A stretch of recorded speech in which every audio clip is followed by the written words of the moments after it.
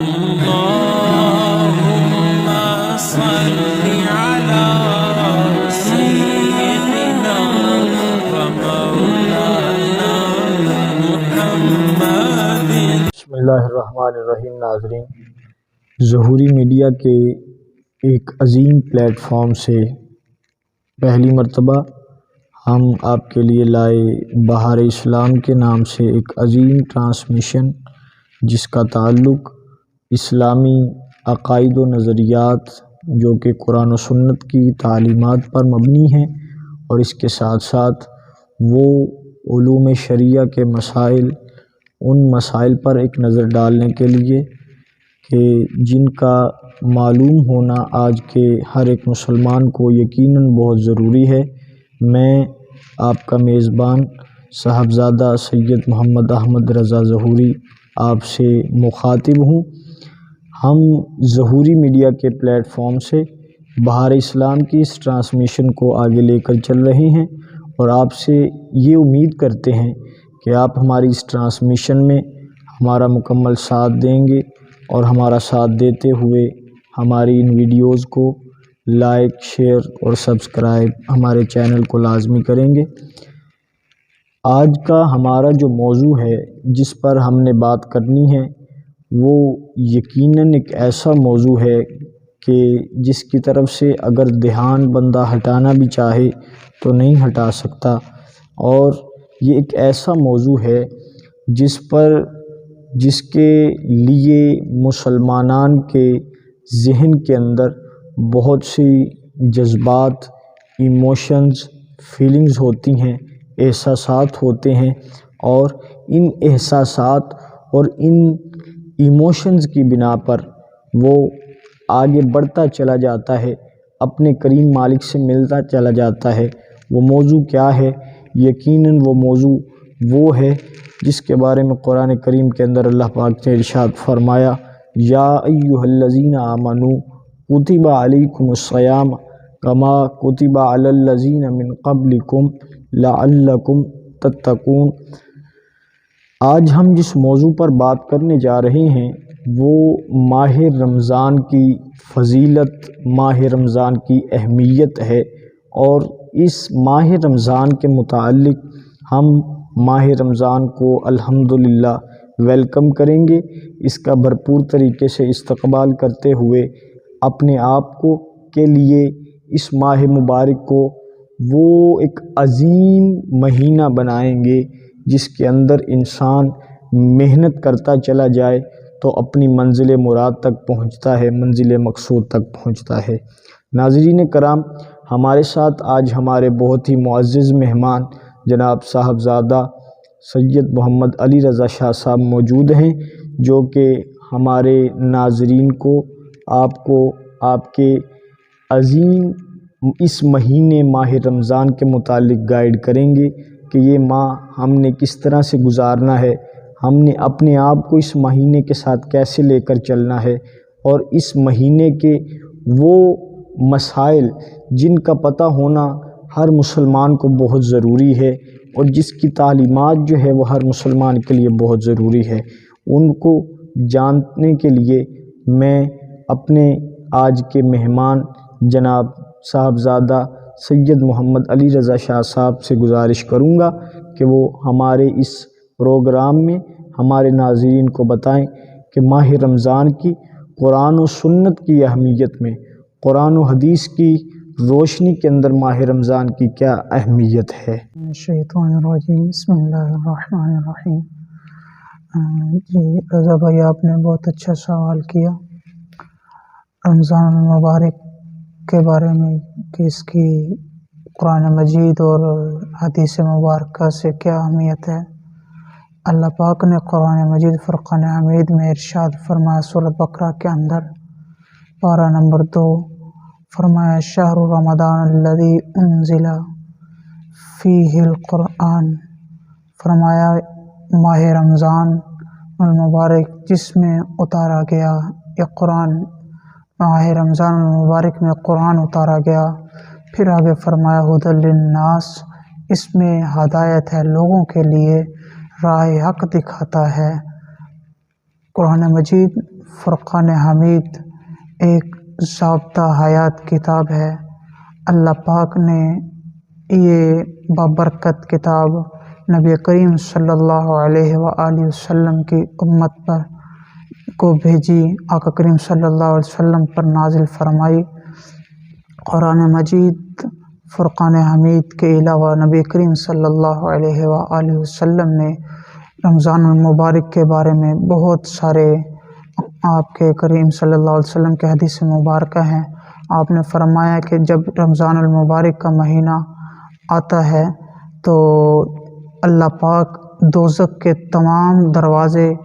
بند فرما دیتا ہے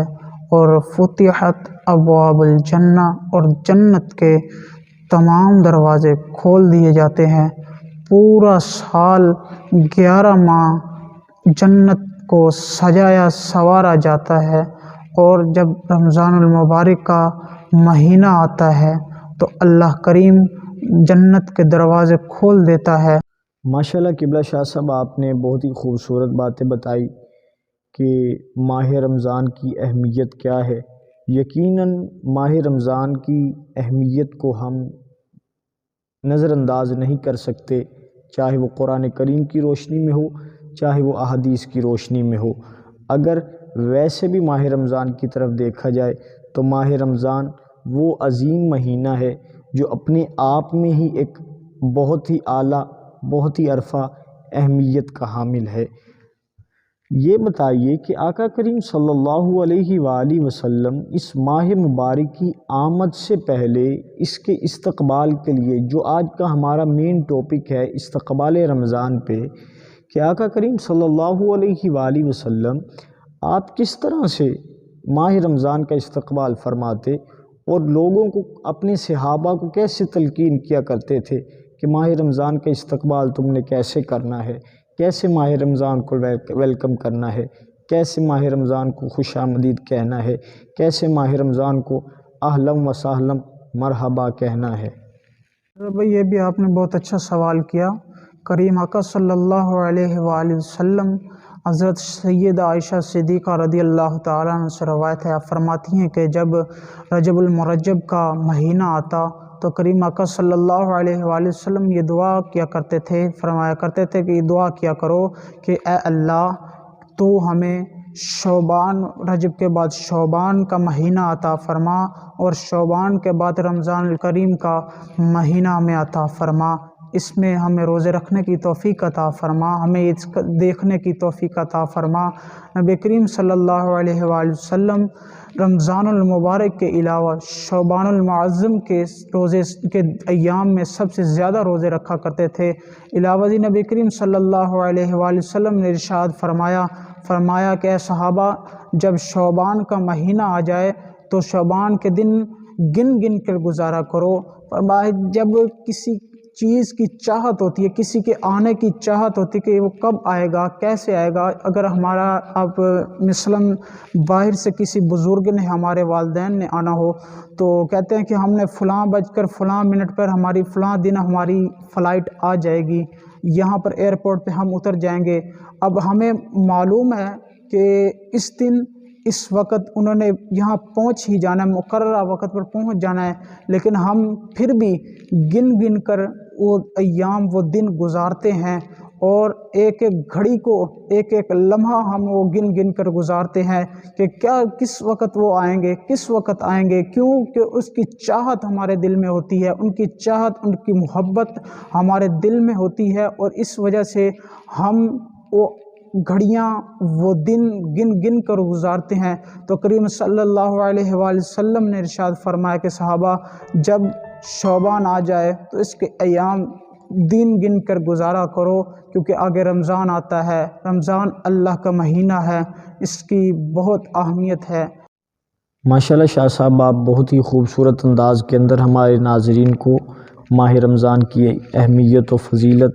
اور کس طرح سے کریم آقا صلی اللہ علیہ وسلم اس کا استقبال کیا کرتے، آپ بہت خوبصورت انداز سے بتا رہے ہیں۔ یقیناً ہمارے ناظرین جو اس وقت ہمیں دیکھ رہے ہوں گے وہ یقیناً آپ کی ان میٹھی باتوں کو، پیاری خوبصورت باتوں کو سن کر اس ماہ مبارک کے اس نور سے لطف اندوز ہوتے ہوں گے۔ ناظرین کرام، مجھے بڑھنا ہے ایک چھوٹے سے وقفے کی جانب۔ آئیے اور مل کر کریم آقا کریم صلی اللہ علیہ وآلہ وسلم کی بارگاہ میں درود پاک کا نذرانہ پیش کرتے ہیں۔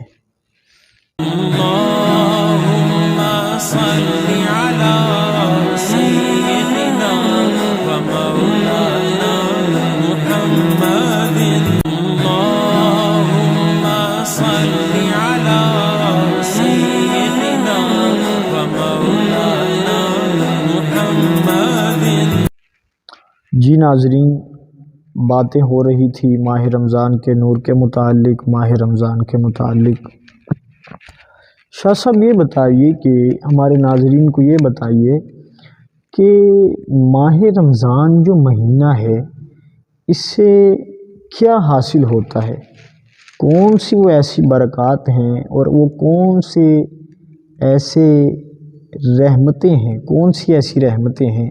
کون سی ایسی نوازشات ہیں جن کی بنا پر جس طرح کہ کریم آقا صلی اللہ علیہ وآلہ وسلم نے فرمایا کہ ماہ رمضان کے روز ہر روز کئی مسلمانوں کو جہنم کی آگ سے آزاد کیا جاتا ہے۔ جی، مفتی احمد یار خان نعیمی علیہ رحمہ فرماتے ہیں کہ شہر رمضان میں جو رمضان ہے اس کے متعلق وہ دو باتیں لکھتے ہیں۔ فرماتے ہیں یا یہ رمضان کا مصدر ہے اور رمضان کا معنی ہے جلا دینے والا۔ جیسے لوہار لوہے پہ زنگ لگ جائے تو اس لوہے کو بھٹی میں ڈال دیتا ہے، اور جب وہ لوہا بھٹی میں چلا جاتا ہے تو اس کا سارا زنگ جل جاتا ہے، ختم ہو جاتا ہے، اور جب اس کو وہ بھٹی سے نکالتا ہے تو وہ لوہا چمکنے لگ پڑتا ہے، چمکدار ہو جاتا ہے، بالکل صاف ہو جاتا ہے، نیا ہو جاتا ہے۔ اسی طرح رمضان جو شخص اس میں اللہ تبارک و تعالی کی حمد و ثنا، اللہ کی عبادت، راتوں کو قیام کرتا ہے، نبی کریم رحمت للعالمین صلی اللہ علیہ وآلہ وسلم پر درود و سلام پڑھتا ہے، وہ شخص اس طرح پاک ہو جاتا ہے، اس طرح صاف ہو جاتا ہے جس طرح وہ لوہا صاف ہو جاتا ہے، زنگ سے ہر نجاست سے دور پاک ہو جاتا ہے، اسی طرح وہ انسان پاک ہو جاتا ہے۔ اور دوسرا انہوں نے کہا یا یہ رمضان سے ہے۔ رمضان کا معنی ہے خزاں کا موسم۔ خزاں کا موسم وہ جس میں بارش ہوتی ہیں اور بارش بہت تیز، اور بارش ہو اور زمین پر گرد و غبار ہو، تیز بارش اس گرد و غبار کو اڑا کر لے جاتی ہے، اپنے ساتھ لے جاتی ہے، اور وہ بارش جس طرح اس گرد و غبار کو اپنے ساتھ لے جاتی ہے، اسی طرح رمضان میں عبادت کرنے والا شخص اپنے گناہوں کو اس طرح دھو دیتا ہے، اس طرح جھاڑ دیتا ہے، جس طرح اس کے گناہ اس طرح جھڑ جاتے ہیں، اس طرح دور ہو جاتے ہیں جیسے وہ بارش اس زمین سے گرد و غبار کو لے جاتی ہے۔ تو میں اپنے ناظرین و سامعین کو کہنا چاہتا ہوں کہ ماہ رمضان وہ مہینہ ہے، باقی مہینوں میں دوزخ اور جنت کے دروازے کبھی بند ہوتے ہیں، کبھی کھلتے ہیں۔ یہ وہ مہینہ آ رہا ہے جس میں دوزخ کے دروازے بند کر دیے جاتے ہیں اور جنت کے دروازے کھول دیے جاتے ہیں، اور ہر وقت جنت کے دروازے کھلے ہیں۔ تو برادران اسلام سے میرا یہ پیغام ہے ان کو کہ پکارنے والا پکار رہا ہے، جلدی آؤ، اللہ تبارک و تعالی کی طرف آؤ، اللہ کے رسول کی طرف سے آؤ، جنت کی طرف آؤ، مسجد کی طرف آؤ، عبادت کی طرف آؤ۔ اب ہمیں ضرورت ہے، اب پھل پکا ہوا ہے، اب اللہ تبارک و تعالی کا بلاوا آ رہا ہے، اللہ کا مہینہ آ رہا ہے۔ اب ہمیں کوشش کرنا چاہیے رحمتوں کا خزانہ آ رہا ہے، ٹھاٹھے مارتا سمندر آ رہا ہے، ہمیں اس سے برکتیں حاصل کرنے چاہیے۔ شاہ صاحب یہ فرمائیے کہ کچھ حضرات یا ناظرین جو ہمارے دیکھ رہے ہیں، کچھ ناظرین یا کچھ احباب کا یہ نظریہ ہوتا ہے، آئیڈیا ہوتا ہے کہ اگر روزے کی نیت نہ بھی کی جائے تو اللہ روزے کو قبول و منظور فرما لیتا ہے۔ یقیناً یہ میرے مالک کی، آپ کہہ لیں مالک کا بڑپن ہے، یہ مالک کی شان ہے کہ وہ اپنی شان کے مطابق ہر ایک کے عمل کو قبول فرما لیتا ہے۔ مگر کیا روزے کے لیے نیت ہونا ضروری ہے؟ کیا نیت کرنا روزے کے لیے ضروری ہے؟ اگر روزے کے لیے نیت کرنا ضروری ہے تو کیسے؟ مہربانی۔ جون سا رمضان المبارک میں روزے رکھنے کے لیے نیت جون سی ہے یہ ضروری ہے۔ علماء مفتیان اعظام لکھتے ہیں، فرماتے ہیں کہ انسان جب روزہ رکھے تو روزہ یہ نہیں کہ جب سحری کر رہا ہو، سحری کا وقت ہو تب نیت کرے، بلکہ رات ہی سے وہ اپنا ارادہ کر لے، اپنی نیت کر لے کہ میں نے انشاءاللہ صبح روزہ رکھنا ہے۔ اور اگر کوئی شخص بھول گیا، رات کو نیت نہ کی، تو وہ صبح سحری کے وقت کر لے۔ اور اگر کوئی سحری کے وقت بھی ڈاواڈول رہا کہ مطلب کہ میں آج روزہ رکھوں گا نہیں رکھوں گا، تو صبح سورج نکلنے سے پہلے، طلوع آفتاب سے پہلے اس شخص کو اپنی نیت کر لینی چاہیے۔ جب وہ نیت کر لے گا تو ہی اس کا روزہ ہوگا، اگر نیت نہیں کرے گا تو اس کا روزہ نہیں ہوگا۔ اچھا شاہ صاحب یہ فرمائیے کہ روزے کے ہونے کے لیے، یعنی کہ روزہ رکھنے کے لیے وہ کون سی ایسی شرائط ہیں یا کون سی ایسی باتیں ہیں جن کا ہونا ضروری ہے؟ ہمارے ناظرین کو بتائیے تاکہ انہیں بھی معلوم ہو سکے کہ وہ کون سی ایسی باتیں ہیں، کون سی ایسی شرائط ہیں جو روزے کے لیے ضروری ہیں۔ روزہ رکھنے کے لیے انسان کا عاقل ہونا، عقل مند ہونا اور بالغ ہونا ضروری ہے۔ جو مجنون ہوگا اس کا روزہ نہیں ہوتا، وہ روزہ نہیں رکھ سکتا، کیونکہ اس کو پتہ ہی نہیں، معلوم ہی نہیں کیا ہے کیا نہیں۔ روزے کے لیے عاقل ہونا، بالغ ہونا، سمجھدار ہونا ضروری ہے۔ اور عورتوں کے لیے عورتوں کا پاک ہونا، حیض و نفاس سے پاک ہونا ضروری ہے۔ اگر وہ ان میں مبتلا ہیں تو ان کا روزہ نہیں، وہ بعد میں جو ایام ان کے رہ گئے، روزے رہ گئے ہیں، وہ عید الفطر کے بعد ان کو رکھ لے۔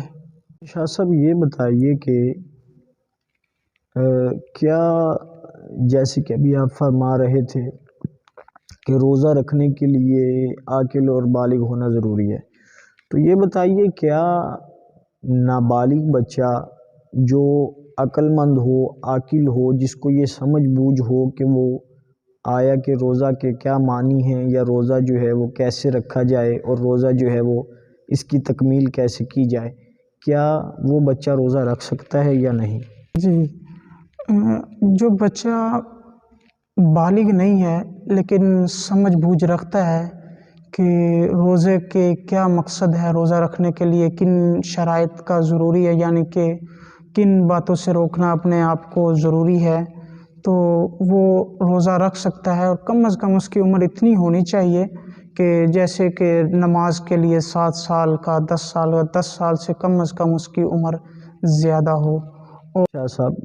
یہ سوال جو ہے وہ ہمارے کچھ ناظرین پوچھ رہے تھے ابھی کہ کیا ایسی عورتیں جو حیض و نفاس کی حالت سے گزر رہی ہیں اور ان عورتوں میں سے کوئی عورت نیت کرتی ہے جس دن اسے حیض ہوا ہو کہ میں آئندہ روز یعنی کہ آنے والے کل اگر پاک رہی تو روزہ رکھوں گی، تو اگر وہ پاک رہے تو کیا اس کا اس طرح سے روزہ ہو جاتا ہے یا کہ نہیں؟ مہربانی فرمائیے۔ جو عورت حیض و نفاس میں مبتلا ہو اور وہ نیت کرے کہ میں کل اگر کیا نام اس سے میں پاک ہو گئی تو میں انشاءاللہ روزہ رکھوں گی، وہ ایک دن پہلے ہی نیت کر لیتی ہے تو اس کا روزہ ہو جائے گا۔ ناظرین سامعین، آج ماشاءاللہ سے شاہ صاحب قبلہ کے ساتھ ہمیں گفتگو کر کے بہت مزہ آیا کہ شاہ صاحب نے بہت ہی کمال کی گفتگو کی، اور ہمارے سامعین کو یقیناً ان مسائل سے آپ نے آگاہ فرمایا جن مسائل کا جاننا یقیناً بہت ضروری ہے۔ اس امید اور اس یقین کے ساتھ اجازت دیجیے کہ انشاءاللہ ہم کریم آقا صلی اللہ علیہ وآلہ وسلم کی محبت کو اپنے دل کے اندر زندہ رکھتے ہوئے آپ کی تعلیمات، آپ کی اہل بیت اطہار کی تعلیمات اور آپ کے اصحاب کبار رضوان اللہ تعالی علیہم اجمعین کی تعلیمات پر عمل کرتے ہوئے اپنی زندگی کو ان کی تعلیمات پر عمل کرتے ہوئے گزاریں گے۔ اللہ پاک سے دعا ہے کہ اللہ پاک میرا، شاہ صاحب کا اور آپ سب کا، ہم سب کا حامی و ناصر ہو۔ پاکستان زندہ باد۔